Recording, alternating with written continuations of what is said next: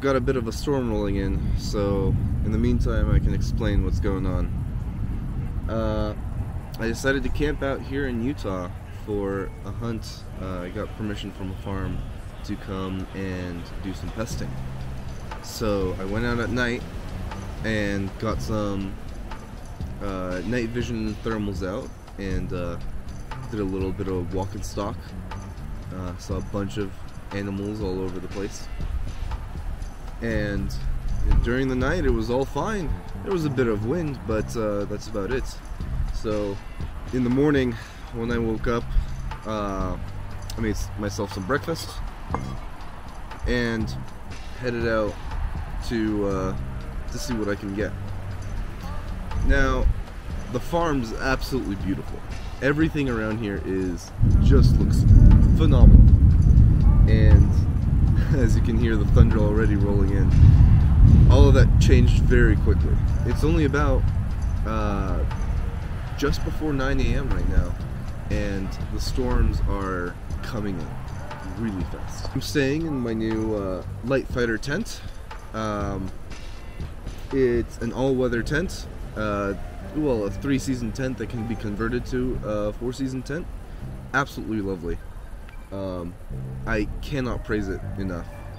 Even without the cover for the rain, it works perfectly to keep off all the bugs and to provide just that little bit of shelter that you need. Sadly, I couldn't just decide on one rifle for this hunt, so I decided to opt for both my Cuban K1 as well as my RTI Arms Prophet 2. The Cuban K1 I have has a lot of parts redone to it. On the other hand, this Prophet 2 is nearly stock, and honestly I love its performance. This gun has some of the most amazing groupings with pellets that I've ever seen. It comes in 25 cal, or at least the version that I have is in 25 cal, and it shoots 33.95 grain pellets with super accuracy at almost 940 feet per second each shot. To my surprise, after my experience with the Cuban, the Prophet here does not waste air and has so much to hold as well. I get nearly 120 shots per fill, pushing almost 67 foot-pounds for every single pellet.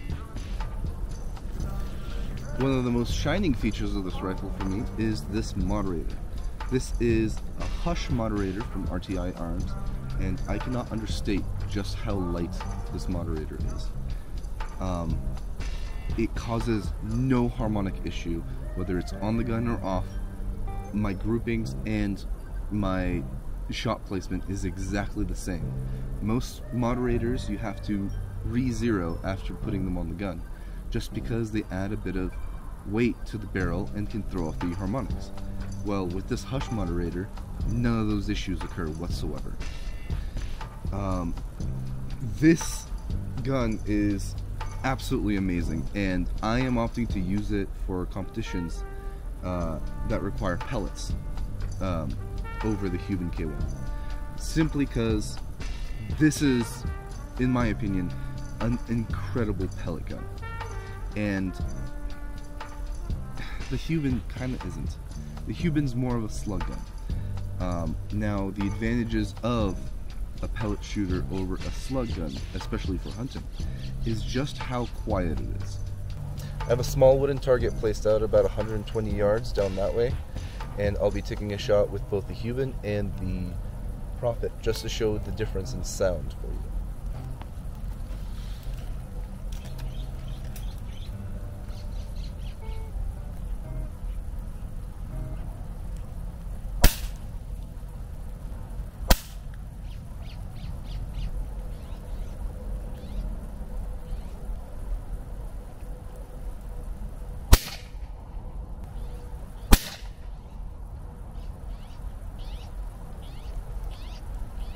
Pretty significant difference, I'd say.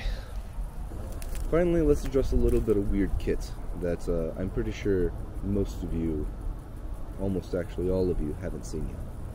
This right here is an invention of mine. It is a shooting bipod stick that just allows an incredible amount of control for your gun. I don't know if you've noticed, but I've been hands-free talking this pretty much this entire time. This bipod holds the gun itself and makes sure that I can have much less wobble. I only have up and down that I have to worry about. I was up in the Wasatch Airgunners Front League tournament up in Ogden when I started shooting off sticks as part of the competition. And I noticed a lot of issues that these sticks could cause.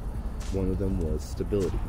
So I decided to invent a new model of stick that would greatly reduce many of the traditional problems that shooting off sticks has. This comes in two pieces. One is on the gun, and one is the bipod itself. Since this is a prototype design, there's still quite a few things I'd like to fix on it. First of all, the legs deploy very slow. That's because I used the wrong type of bipod. My bad on that. Second, there's some clipping issues, and all those kinds of things can be fixed with the version 2. As I come hide here from the rain for a little bit, you can see this is pretty neat. You can actually just put it on your shoulder and it collapses to a pretty small package as well. You can also twist the legs in order to lock the bipod so it doesn't open on you when you're walking. Now if you simply twist them again, they'll open just as freely. And they're always ready to shoot.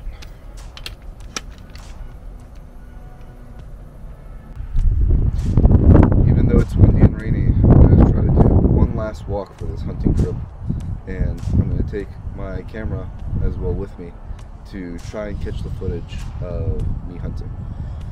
It was really difficult to try and handle scope cams on the gun. I tried out the Tacticam and it just kept malfunctioning for me and not getting any good footage. So I decided to skip that in total. Okay. See one as well. It's a long ways though. That's fine. Try to get a seat on this rock in front of me. Get a good shot on it.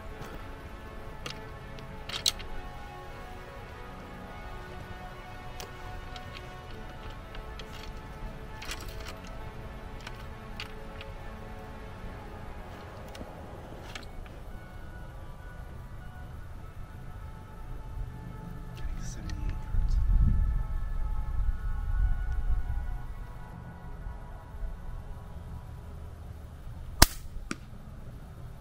Perfect heart and lung shot.